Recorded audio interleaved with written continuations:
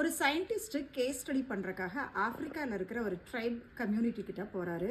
அங்கே இருக்கிற குழந்தைங்களெல்லாம் கூப்பிட்டுட்டு, உங்களுக்கு ஒரு ரேஸ் வைக்கிறேன், இங்கே கூட நிறைய ஆப்பிள் இருக்குது, ஒரு 100 மீட்டர் டிஸ்டன்ஸ்லேருந்து நீங்கள் எல்லோரும் ஓடிவாங்க, யார் ஃபர்ஸ்ட் வரீங்களோ அவங்க இந்த கூட நிறைய ஆப்பிள் எடுத்துக்கலான்னு சொன்னாராம். இந்த குழந்தைங்கள்லாம் லைனாக நிற்க வச்சு அப்படி ஓடி வரும்போது இவங்க என்ன பண்ணிக்கிட்டாங்களாம், ஒருத்தர் கையை கோர்த்துட்டு ஈவனாக ஓடி வந்து அந்த கூட நிறைய இருக்கிற ஆப்பிளை எல்லாரும் ஷேர் பண்ணிக்கிட்டாங்களாம். இவர் கேஸ் ஸ்டடி பண்ண வந்தவருக்கு ரொம்ப கன்ஃபியூஸ் ஆகிட்டு, ஏம்மா யாராவது ஒருத்தர் ஓடி வந்து இந்த ஃபர்ஸ்ட் ப்ரைஸ் வாங்கியிருக்கலாம்ல அப்படின்னு சொல்லும்போது அவங்கெல்லாம் சொன்னாங்களா, உபுண்ட் அப்படின்னு சொன்னாங்களா.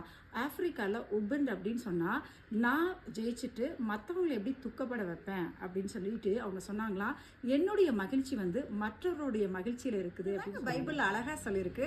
அவனவன் தனக்கானவைகளை நோக்காமல் பிறனுக்கானவைகளையும் நோக்குவானாக. இதில் தான் அன்பு, கருணை, இரக்கம், நம்ம மற்றவங்களுக்கு கொடுக்கறது தாங்க நம்மளோட சந்தோஷம் இருக்குது. எப்போதுமே நான் எனக்கு என்னோடதுன்னு இல்லாமல் நம்ம எல்லாருக்கும் கொடுக்கும்போது தாங்க சந்தோஷம் இருக்குது. நம்ம எல்லாருமே கிறிஸ்துவுக்குள்ள ஒரே சரீரமாக இருக்கிறோம். ஒரு அவயம் வந்து நம்மளுக்கு மகிமைப்பட்டால் எல்லாரும் மகிமைப்படுவோம், ஒருத்தர் துக்கப்பட்டால் எல்லாரும் துக்கப்படுவோம். அதனால் எப்போதுமே அடுத்தவங்களோட சந்தோஷத்தில் நம்மளும் சந்தோஷப்படலாங்க.